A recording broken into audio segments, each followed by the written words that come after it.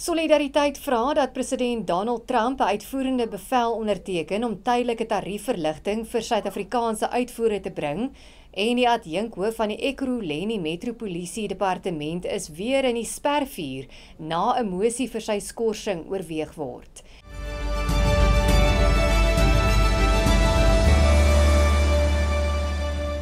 Baie welkom by die visuele aanbieding van Pretoria FM se nuusbulletin in Afrikaans.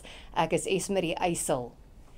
Solidariteit het vandag die Withuis gevra dat president Donald Trump 'n uitvoerende bevel onderteken om tydelike tariefverligting vir Suid-Afrikaanse uitvoere te bring, hangende 'n nuwe handelsooreenkoms. Die vakbond sê sleutelsektore soos die motorbedryf, landbou, tekstiel en mynboubedryf kan so beskerm word net 'n week voor die AGOA-ooreenkoms verval. Volgens Solidariteit het Trump onlangs soortgelyke verligting aan lande soos Japan toegestaan en kan Suid-Afrika op dieselfde wyse voordeel trek. Hulle beklemtoon dat tariewe op sommige uitvoere tot 15% verlaag kan word, wat dit mededingend hou. Hulle pleit ook daarvoor dat diegene wat die verhouding vertroebel het, gestraf word eerder as die gewone werkers. Die DA meen dat al probeer die EFF hoe hard om die nasionale kreer wildtuin se naam te verander, is die provinsiale wetgewer in Mpumalanga nie by magte om die naam te verander nie. Die DA se nasionale woordvoerder Willie Oukamp het gesê die wildtuin behoort aan Sanparke wat op sy beurt weer onder die departement van bosbou, visserye en die omgewing val. Die reaksie volg na 'n mosie wat die EFF ingedien het om die nasionale kreer wildtuin en die kreer Mpumalanga lughawe se name te verander.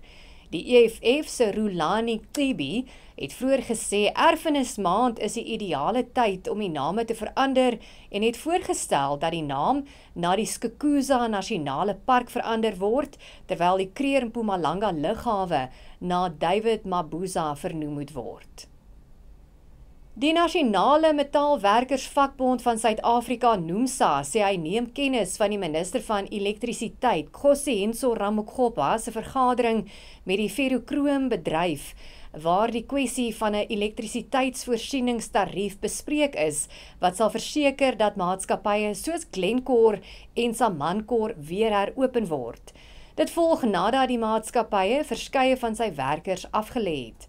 NUMSA sê die maatskappye het aangekondig dat die samesprekings belovend was, maar die afleggingskennisgewings is nog nie teruggetrek nie. NUMSA het 'n beroep op Ramokgopa gedoen om die nodige aankondiging so spoedig moontlik te maak, anders sal sy lede met 'n massa-protesoptrede teen die vertragings begin. Die adjunkhoof van die Ekurhuleni Metropolisie Departement, Brigadier Julius Mkhwanazi, is weer in die spervuur na 'n mosie vir sy skorsing oorweeg word. Dit is glo weens sy beweerde bande met die omstrede Vusimusi Cat Matlala. Mkhwanazi word daarvan beskuldig dat hy die EMPD se blou ligte aan Matlala beskikbaar gestel het, wat in 2023 op Matlala se persoonlike voertuie aangebring is. Matlala is tans in aanhouding by die Kgosi Mampuru Korrektiewe Sentrum in Pretoria en staan tereg op aanklagte van poging tot moord teen sy voormalige vriendin Tebogo Tobejane. Dit bring ons aan die einde van die nuusbulletin in Afrikaans op Pretoria FM. Baie dankie vir die saamkyk. Ons maak dan môre aand weer so.